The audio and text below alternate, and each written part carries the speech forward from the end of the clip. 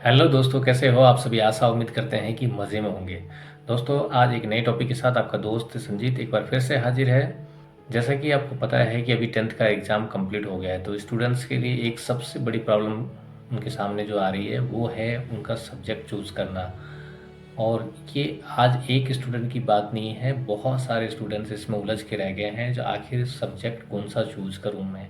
आगे जो हमारा 11th और 12th क्लास है उसमें हमने कौन सा सब्जेक्ट रखना है। आज का सिनेरियो ये है कि उनके सामने ये एक समस्या के रूप में बन के खड़ी हो गई है, एक चुनौती के रूप में बन के खड़ी हो गई, जो उन्हें कौन सा सब्जेक्ट रखना है, साइंस रखें या आर्ट्स रखें या कॉमर्स रखें, ये वो डिसाइड नहीं कर पा रहे हैं। इसमें कहीं ना कहीं हम पेरेंट्स की भी गलती है और स्टूडेंट्स की भी, क्योंकि कोई प्री प्लान नहीं करके नहीं रखा था जो हमें आगे जाके 10th के एग्ज़ाम के बाद जो है कौन सा सब्जेक्ट रखना है, क्या करना है।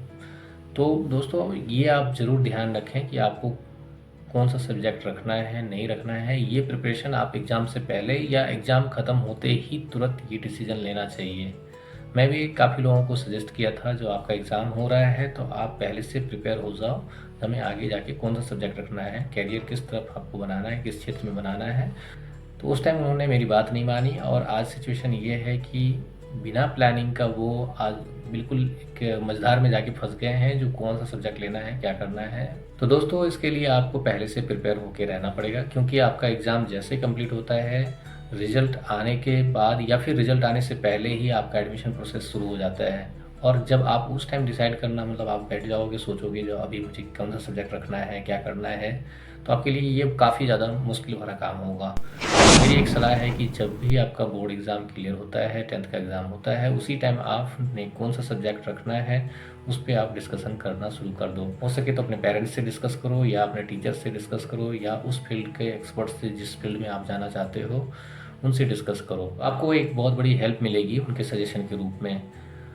तो दोस्तों, आपको ये भी देखना है कि आपका जो कैरियर है वो किस दिशा में आपको बनाना है, किस फील्ड में बनाना है, उसका स्कोप आगे क्या है फ्यूचर में, और आप उसके लिए कितने अपने आप को प्रिपेयर कर पाओगे। दोस्तों, इसके लिए बहुत ज़रूरी है कि जिस फील्ड में आप कैरियर बनाना चाहते हो उस फील्ड से रिलेटेड जो सब्जेक्ट है उसमें आप कितने सक्षम हो, कितने कैपेबल हो पढ़ने के लिए, वो बहुत ज़्यादा मायने रखता है।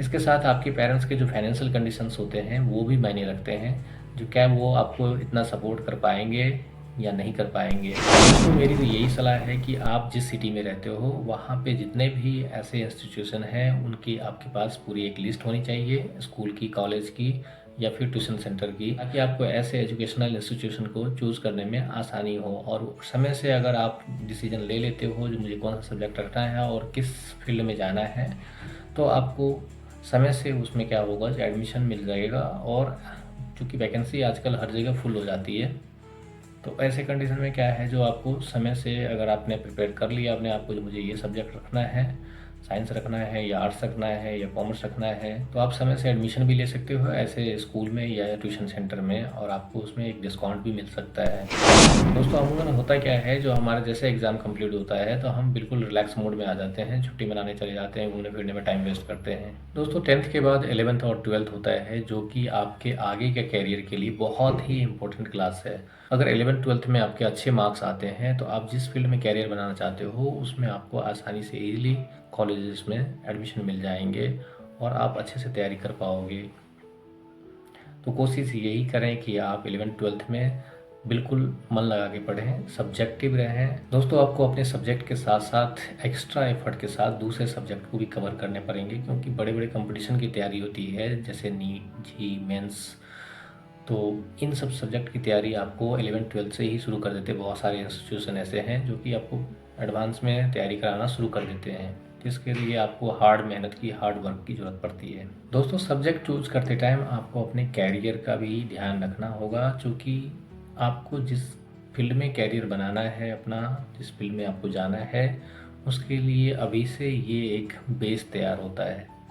आपने जो 11th और 12th में जो सब्जेक्ट रखा है वो एक बेस के रूप में काम करता है, और फिर उसी के आधार पे आप आगे के जो क्लासेस होते हैं उसको आप कंप्लीट करके या एग्ज़ाम को, कंपटीशन को कंप्लीट करके आप आगे जा सकते हो।